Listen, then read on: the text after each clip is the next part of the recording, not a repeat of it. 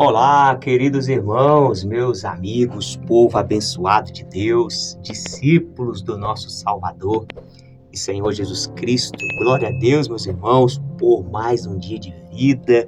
Glória a Deus por esse tempo juntos aqui, meditando e compartilhando a palavra de Deus, a poderosa palavra de Deus. Então, que o seu coração esteja aí aberto, esteja aí ensinável, para que possamos juntos aqui crescer na graça e no conhecimento de Deus. Quero meditar com vocês hoje no Evangelho de Marcos, capítulo 6, do versículo 1 ao versículo 6. Jesus é rejeitado. Olha para você ver, meus irmãos. Quero meditar com vocês hoje sobre esse tema. Jesus Cristo rejeitado. Então já guarda seu coração. Se tem alguém te rejeitando, se tem alguém aí virando as costas para você, não se desespere. Se apega em Deus e caminha com quem está com você. Vai para cima, meu irmão. Vamos para cima, minha irmã, porque maior é Deus, maior é o propósito de Deus e a presença do Senhor nunca vai nos faltar.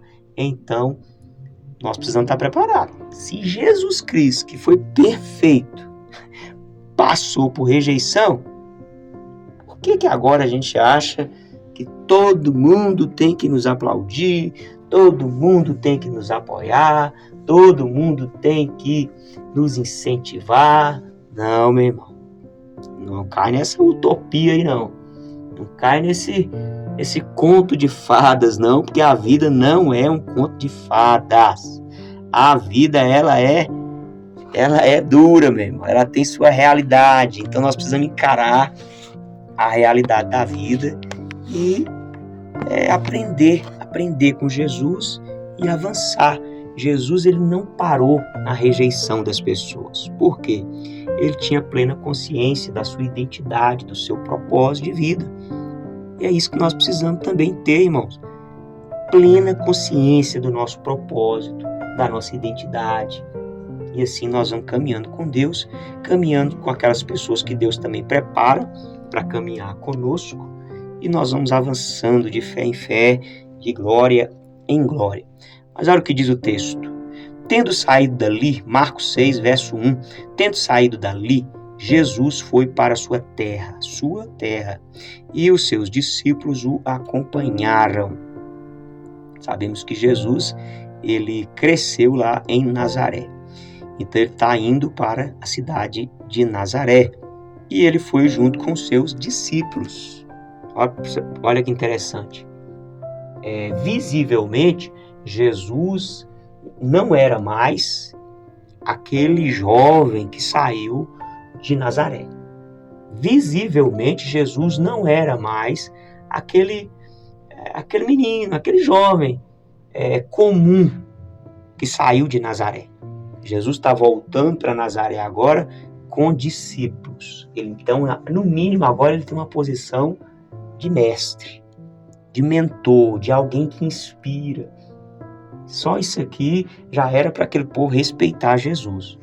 Nós vamos ver que eles parece que foi com inveja e simplesmente não deram credibilidade à pessoa de Jesus, ao ministério de Jesus Cristo. Aí diz mais, versículo 2, chegando o sábado, começou a ensinar na sinagoga. Para você ver, Jesus agora já está ensinando. Ele tem uma capacidade de ensinar. E muitos, ouvindo, se maravilhavam, dizendo, de onde lhe vem tudo isso? Que sabedoria é esta que lhe foi dada? E como se fazem tais maravilhas por suas mãos? Não é este o carpinteiro, filho de Maria, irmão de Tiago, José, Judas, não é Judas Iscariotes não, viu? É outro Judas. E Simão. Isso aqui é interessante saber, irmãos, que Jesus ele teve irmãos. A Virgem Maria foi virgem até o nascimento de Jesus. Depois ela teve uma vida normal com José, teve filhos e filhas. E diz mais aqui que ele vivia ali, Jesus era o carpinteiro, junto com seus irmãos, suas irmãs, não vivem aqui entre nós, né? Os irmãos, as irmãs de Jesus, eles não eram um jovem comum aqui, um carpinteiro, e escandalizavam-se por causa dele. Ou seja, eles não estão entendendo e nem querem entender como que Jesus agora está se movimentando daquela forma. Eles não queriam aceitar que Deus estava operando na vida de Jesus, através da vida de Jesus. Aí diz o Senhor Jesus. Jesus, porém, lhes disse: nenhum profeta é desprezado, rejeitado, a não ser na sua terra, entre os seus parentes e na sua casa. Eu tenho aprendido, meus irmãos, que a familiaridade, ela faz perder o encanto das coisas, a maravilha das coisas. Aquele povo estava tão familiarizado com Jesus que agora eles não estão valorizando, eles não estão dando crédito para aquela movimentação através da vida de Jesus. Isso aqui, irmão, chama muito a nossa atenção. Às vezes nós estamos tão familiarizados aí num culto que a gente já não coloca mais expectativa. É tão comum ler a Bíblia que a gente já não tem mais aquela sede, aquela fome de receber uma revelação de Deus, uma visão de Deus. É tão comum ouvir pregações que parece que é só mais um falando qualquer coisa e isso não dá nada, que não muda nada. Não, irmão, não podemos cair aí nessa bobeira de cair na incredulidade. Essas pessoas aqui se entregaram à incredulidade. Por quê? Não estavam entendendo como Jesus se movimentava daquela forma e ficaram olhando, porque até os 30 anos Jesus era um homem comum e agora ele está se movimentando daquela forma. Então Jesus está simplesmente aqui exortando eles, falando: eu sou aqui agora um profeta de Deus e eu estou na minha terra e vocês estão me desprezando. Aí olha o que diz aqui no versículo 5: e não pôde fazer ali nenhum milagre, a não ser curar uns poucos doentes, impondo-lhes as mãos. Para você ver como o poder de Deus ficou impedido de fluir.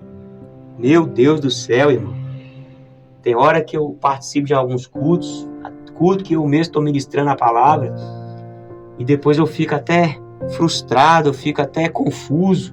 Eu falo: Deus, eu me preparei, eu me consagrei. Deus, eu estou aqui vivendo renúncia e o seu poder não fluiu. Por quê, irmão? Não tinha corações receptivos. Jesus ficou impedido de operar, o poder de Deus ficou impedido de fluir, porque o coração daquele povo estava duro. E Jesus ficou ali admirado com a incredulidade daquele povo. Que Deus nos livre. Guarde essa palavra no seu coração, fique com Deus, forte abraço, até o próximo encontro, se Deus quiser.